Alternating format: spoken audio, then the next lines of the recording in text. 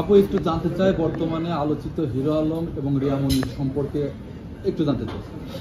শুনুন, কিছু মুরগি আছে দেখবেন একটা ডিম দিয়ে কক কক কক কক কক কক কক করে সারা দুনিয়া জানায় যে আমি একটা ডিম দিয়েছি।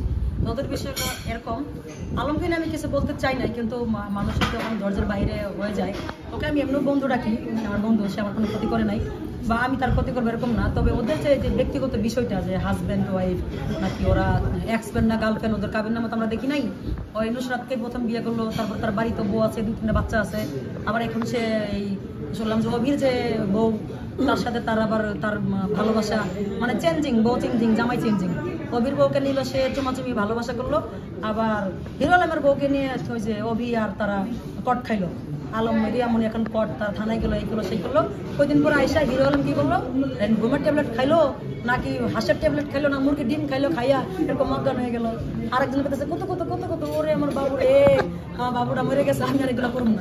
যাই হোক, এরকম করে আমরা মিলেমিশে গেলো। তো ভালো কথা, আমরা দেশবাসী যারা আসলাম দোয়া করলাম যে ঠিক তার মন থেকে ভালোবাসা, হয়তো তারা একজনকে একজন ছাড়া বাঁচবে না, মারা যাবে। তো দুজনে মিশে গেলো, আমরা এগুলো করবো না। প্রকৃত ভালোবাসা এমনই হয়। হিরো আলম রিয়া মনি ডায়লগ দিচ্ছে, একটু পর পর ফেসবুকে দিচ্ছে।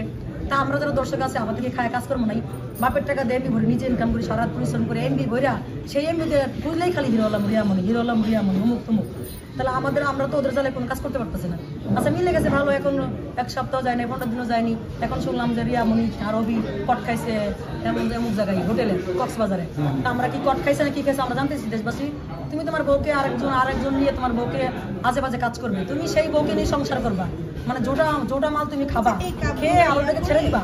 ছেড়ে দিয়ে তুমি আবার তার নামে সে হোটেলে, সে একটা অভিনেত্রী, অভিনয় করে, তুমি তো জানো শুনে অভিনয়কে বিয়ে করছো। তুমি তো জায়গায় জায়গায় মেয়ে নিয়ে এই করো সেই করো, তোমার নামে রিয়ামণি প্রোপ দেয়, আবার রিয়ামণির নামে তুমি প্রোপ দেও।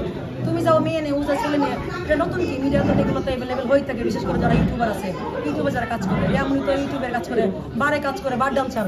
এটা বার ডান্সার, সে কেমন হবে? বারে গিয়ে ডান্স করে, বিভিন্ন ছেলেপেলে নিয়ে কত কিছু করে, তো সে যেতেই পারে। আর তোমার যদি বউ হয়ে থাকে, তুমি গোপনে এটাকে অ্যাকশন নিতে হবে। মামলা করে, গোপন অ্যাকশন করে, মামলা করে, দুজন চুমাচুমি করে সে মামলা তুলে নিলা, তুলে নিয়ে আবার দুজনে আবার মিলে গিয়ে আবার দুজনে এখন কট খাইছে। কালকে বলছে সাংবাদিক সম্মান করে, কালকে বলছে যে ওর সাথে আমার এই হয়েছে, আমি ডিভোর্স দিলাম, এরকম অনেক কিছু বলছে।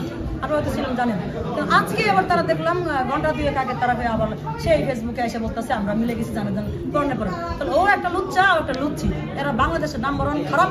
তো এদের বিরুদ্ধে আইনি ব্যবস্থা নেওয়া উচিত। সে আমার বন্ধু হোক আর যাই হোক, আমার বাবা যদি অন্যায় করে বা আমিও যদি অন্যায় করে, আমাকেও স্যাক্রিফাইস করা উচিত না। ওদের ব্যবস্থা মানে আইনের ব্যবস্থা নেওয়া উচিত। ওদের জালে আমরা পাবলিক যারা আছে, ওদের জন্য আরো যারা মিডিয়া কর্মী আছে, মিডিয়ার যারা ভালো কাজ করতেছে, ওর জন্য শাকিব খানকে মানুষ ধুয়ে দেয়, ওর জন্য মানুষ বুবলিকেও ধুয়ে দেয়।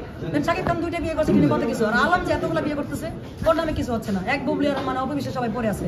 তা আমার মনে হয় যে এই আলমকে একটা আইনের ব্যবস্থা আনা উচিত। বউকে নিয়ে তো সবকিছু কেন এরকম পাবলিকে জানাচ্ছে, এই বিষয়গুলো আমি বলবো যে যারা প্রশাসন আসলে নির্দিষ্ট রাখবেন আর এই বিষয়গুলো দেখবেন, সেটা আমিও হয়, আমাকেও ছাড় দিবেন না।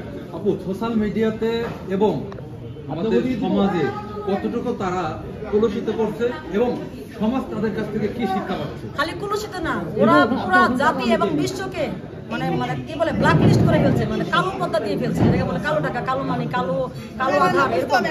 আর ওদের কাছে শিক্ষার মতো কিছু নেই। আমাদের যারা ভবিষ্যৎ আছে, বাচ্চারা যারা আছে, স্কুলের ছাত্রছাত্রীরা যারা আছে, যারা কন্টেন্ট ক্রিয়েটর, যারা আমরা দেখি, আমরা যারা পাবলিক যারা আছে, ফলোয়ার যারা আছি, আমাদের দেখেও তো আমাদের ভিতরে খারাপ ইফেক্ট করে।